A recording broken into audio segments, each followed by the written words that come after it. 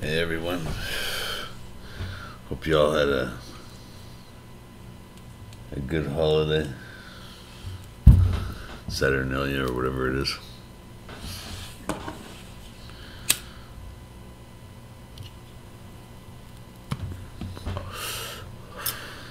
I've been pretty sick all week with the flu. Like I got 2 back-to-back viruses. Never happened before. I got over one, and then 3 days later I got another one.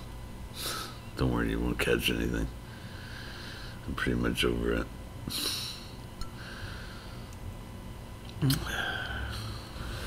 So anyways, the mud flood. Could it have happened as short a time as 180 years ago, erasing whatever culture we had before? At this point, I'd have to say that I think not, as I'll elaborate on throughout the course of this video and perhaps subsequent ones. I've heard a lot of outlandish theories here on YouTube, which a surprising number of people seem to jump right on board with both feet. I mean, let me know if I get something wrong here, but the way I understand it, many of the old buildings in many of our fair cities and towns were not actually designed by the architects. They have been attributed to and are actually much older. Some would go so far as to call them antediluvian, for lack of a better term, I guess. Anyway, before the reset, I suppose it's fair to say, let's just call them anti-resetian buildings for the sake of brevity.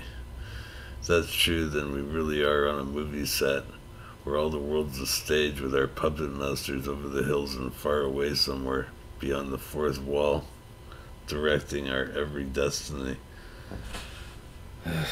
Life was more fun when I thought I was acting on my own choices. One of the leading voices for this earth-shattering realization speaks from a channel known as Conspiracies Are Us and shows many of the old Gilded Age mansions of the so-called robber barons.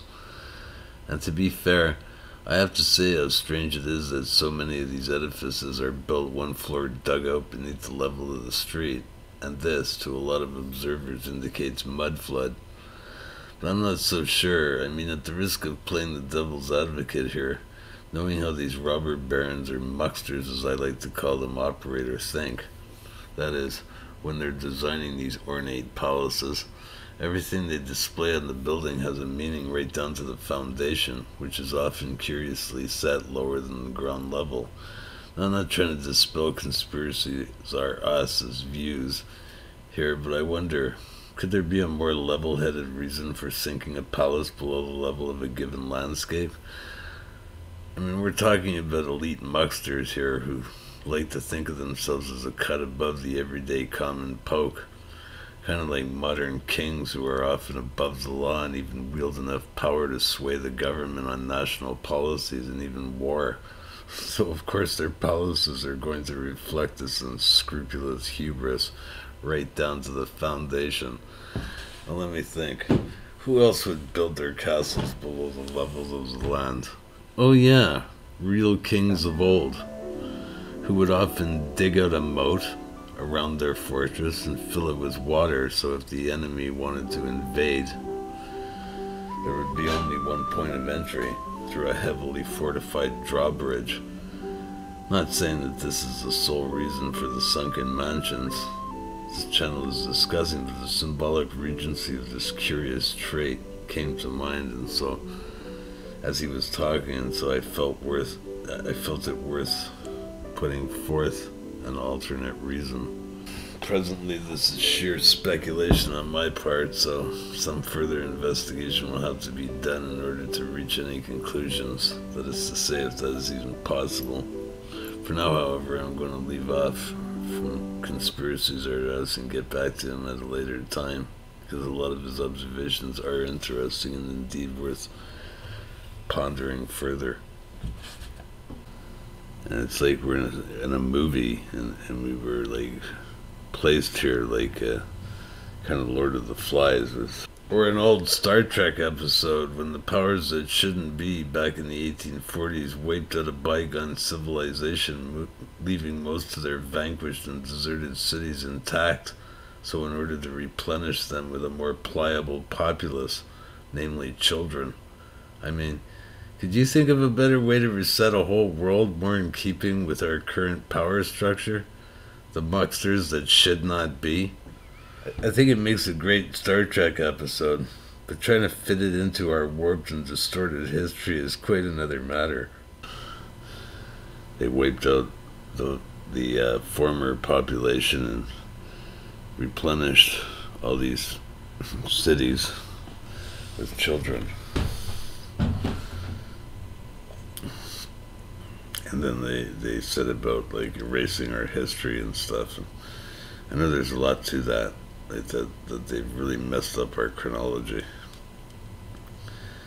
But the mud flood thing is like kind of going out on a limb. But I'm not saying it didn't happen. I'm not. You know. I don't know. I don't know. It just sounds very unbelievable.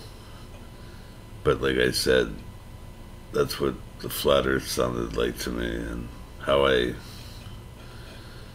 took an honest look at that was I really set about debunking it like so many other people, right? And then I realized after a while that I couldn't really debunk it. And I started kind of getting on board with it. So I'll approach this mud flood thing in the same vein. I'm not trying to like denigrate all the good people's work who's been covering this thing. But like I said, there's a guy named Philip Druzinin. I hope I'm pronouncing his name properly. He's in Russia. I take it he's like one of the pioneers of this idea.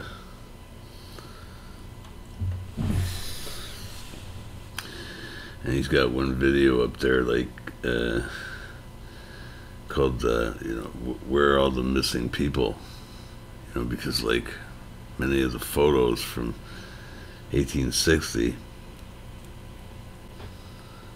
1850 to 1860, they're not. There's no people. Like they take a landscape photo of the city, and there's no people there. It seems completely deserted. Because I look on Philip's page down in the comments section, and it's like nobody's questioning this, you know. Everybody's like really kind of agreeing with him, and to be fair, Philip made it clear that he wasn't saying that there was no people in the city. It's just he was puzzled by the fact that there was no people in many of the photos from that time, landscape photos, or the cityscape photos. So I looked into it, and apparently by like at first when they invented photography, it was like I think 1826, something like that. So the first exposure took I think 8 hours. So keep in mind that at the time shutters hadn't been invented yet. So this guy Joseph Niepce had to just perch his camera obscura on a shelf or something and looking out on his backyard or whatever. After 8 hours, voila, the first photo image frozen in time. By the time 1850 came around, it was down to about 20 seconds. I mean, like between 1860, you know, it didn't really progress that much in between 1860 and 1850, right? From what I can gather. And this was a time when like portraits were all the rage, and when people took their portraits, they had to have like a brace on the back of their neck, so they keep their head still for however long it took the exposure, which was I think 20 seconds at the time. So like you can imagine like when you're, and then when it came time to taking like being on the road, portable photography was like a real pain in the ass because you had to have all these plates and chemicals. So you had to really carry a darkroom with you. You had to have a horse and buggy with a darkroom box there because you had to process the images right on the spot. Because once they dry out, they're screwed, right? They don't work anymore. Like let's say take photographer Roger Fenton. He was covering the Crimean War at the time, circa 1855, and that's exactly what he had to do, And every picture he did take of soldiers and stuff, they had to stand there for at least 20 seconds. They had to hold a pose for at least 20 seconds because if anything was moving, it would disappear. It wouldn't appear in the photograph.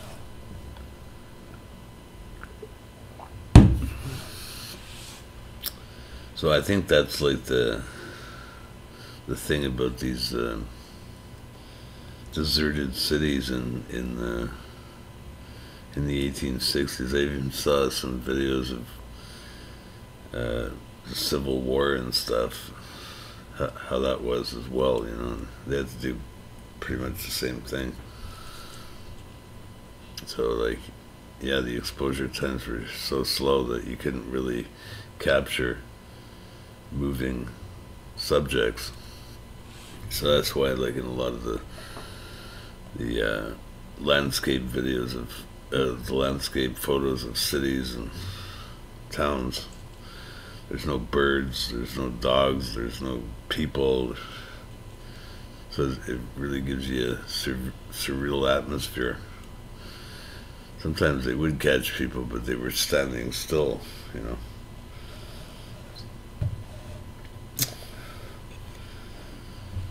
So I think that's like the gist of that phenomenon. I don't think there was like no people in these cities at the time, based on these photos.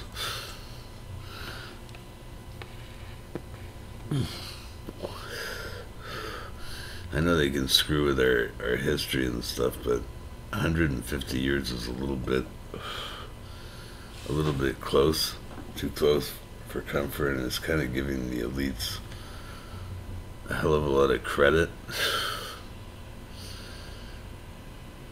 I'm just so puzzled by this idea that there's just so many crazy ideas. I don't know whether to chalk it up to crazy ideas or maybe it actually might have happened on some level, but I don't think it wiped out all the cities and they started all over again, because there's a lot of history, and the technology that we had in the 20th century was a product of what was invented in the 18th century. It all had to come from somewhere. There was a lot of people involved.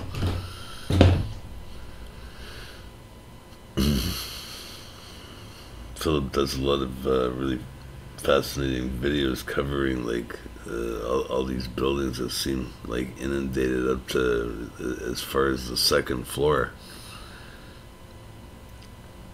And yeah, there must be something to that, But yeah, at the time there was a hell of a lot going on. Like, let's say in the 1850s in Russia was fighting like maybe you could call it almost a world war. I mean, like in that day, Russia was the boogeyman. Not Germany. Later, Germany would be the boogeyman in the First World War and the Second World War. But in that war, Russia was the boogeyman. And, she was being attacked from all sides. Turkey, France, Britain, Greece. It was kind of like a world war in a way. It was the first like industrial kind of slaughter. They were using trains and telegraphs for intelligence, and so it was like the first kind of technological war. And yeah, you know, if cities are empty, it might be because Russia, you know, they bore the brunt of casualties. Of course, they lost like half a million people were killed in that war. So yeah. So I think that kind of the deserted cities with the photography at the time, I think there's a pretty good explanation as to why that was going on, you know. I'm surprised Philip doesn't know that. He seems like a smart guy. Anyway, so I just wanted to start off with that aspect of the whole mud flood. Maybe this summer I'll romp around the old city here in Montreal and see if there's any inundated buildings around here. I think there are. I think I seem to remember that. But I'm highly skeptical.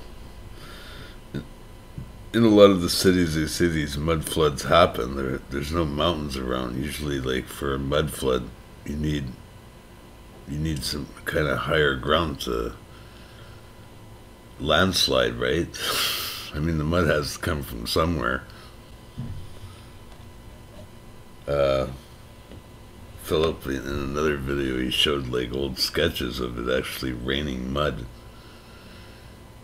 And like not too long ago in Texas, it was kind of raining mud, but I mean it wasn't enough to inundate buildings up to the second floor. It was just like a residue of muck on cars and stuff. And that's not surprising, given all the crap that's being sprayed up in the sky these days. Our cities were basically stage sets, ready-made, like the mysterious cities they built up in China. It's pretty far out theory.